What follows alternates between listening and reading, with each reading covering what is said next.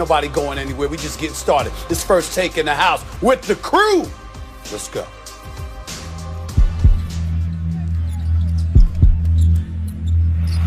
LeBron James is delivering. LBJ. Express yourself. LeBron James.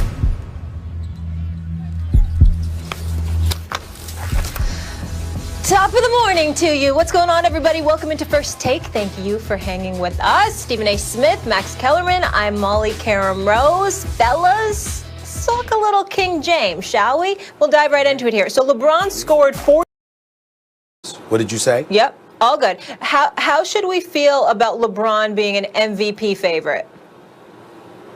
I don't think we should have a problem with it. Obviously, I've been talking about Kevin Durant because Max has been talking about Joel Embiid, and Joel Embiid obviously deserves consideration, and Kevin Durant is averaging 30, okay, after coming off an Achilles tear here.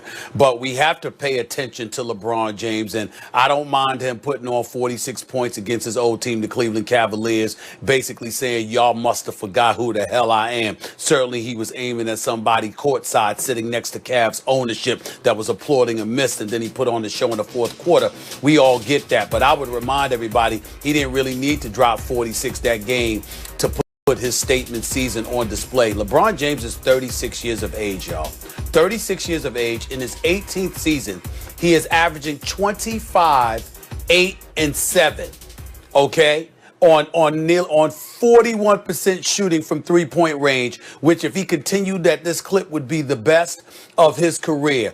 Max alluded to his game evolving and basically, just transforming before our very eyes, and that's all fine, good, and dandy. But he's leading the team in scoring. We know that he's your point forward. Everything runs through him.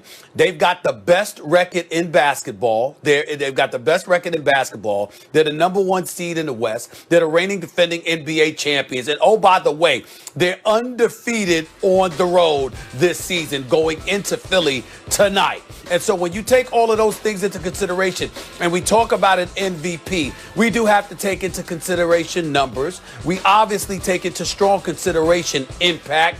But when you combine that with the results, meaning #1 in the NBA, as in the best record, unblemished, undefeated on the road, okay, averaging more points than Anthony Davis at this particular juncture, doing what he has done, and the fact that he's a 4-time champion, the reigning NBA champion and NBA Finals MVP at the age of 36, and still doing what he's doing, I don't think it could be ignored, and I don't think we can summarily dismiss the man's greatness even at this particular moment in time. I ain't talking resume. I'm not talking longevity. I'm talking right now the way that he has been balling for the Los Angeles Lakers. The fact that he's in the conversation for league MVP is not only apropos, but very, very predictable.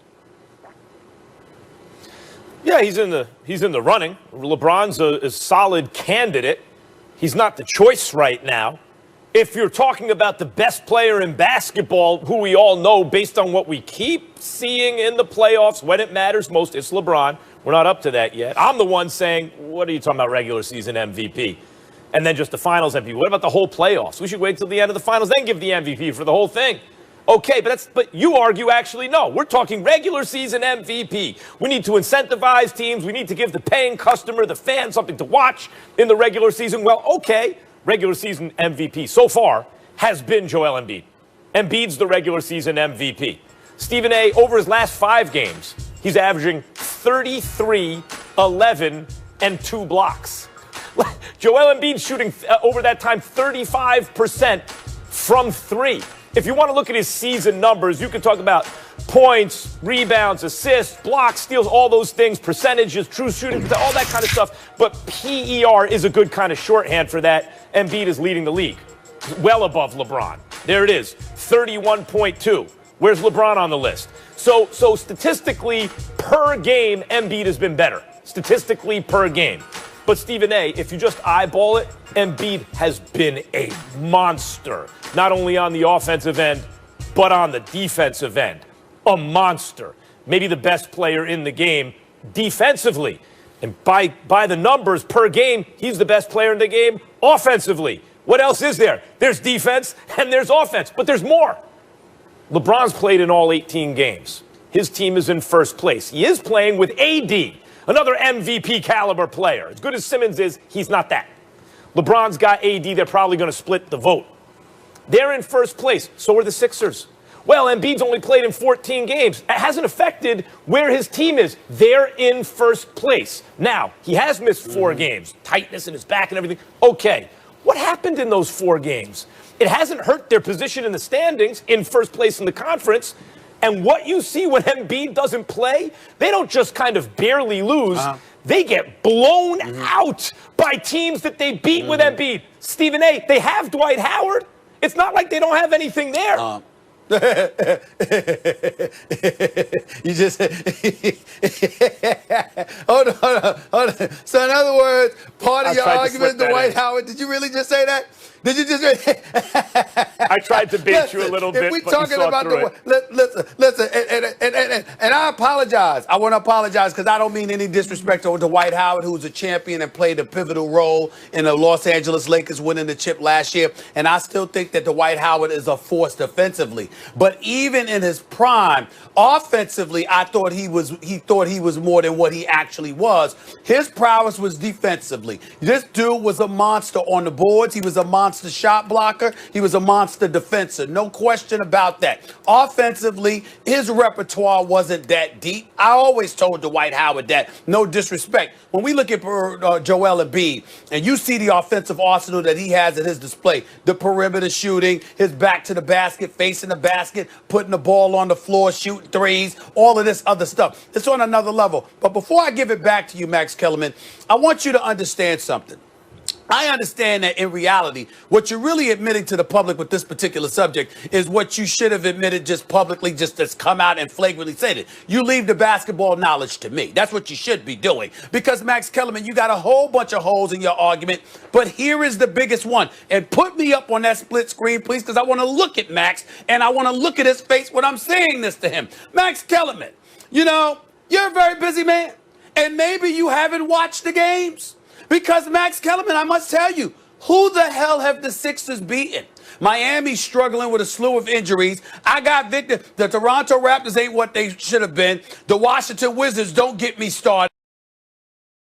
The Orlando Magic, these are teams that they've beaten here. Okay, the 2 victories that they had back-to-back against the Boston Celtics, Jason Tatum didn't play those games. And that's basically the only above 500 team they've beaten thus far. I'm not disrespectful of the Philadelphia 76ers. I believe in them. I believe they're title contenders. Love the fact that Doc Rivers is there. Daryl Morey's going to be on my NBA show, SportsCenter with Stephen A. tonight with me. Okay. Embiid, Ben Simmons, Tobias Harris is balling. Seth Curry is a Curry. Okay. He's officially a Curry, shooting damn near 60% from three-point range. This brother's special right now. But the bottom line is, Max, if you look at the level of competition they've been going against thus far, it's pretty suspect. That has a lot to do with how they're 12-6 right now, having just come off a loss to the worst team in basketball in Detroit. Pay attention. Right. Whoa. Right. Pay attention. They came off a blowout loss to the worst team in basketball when Embiid doesn't play. When he does play, they beat those same teams. Embiid does not choose the schedule. And I want to get back to Dwight Howard for a second. Dwight Howard was useful for the Lakers last year.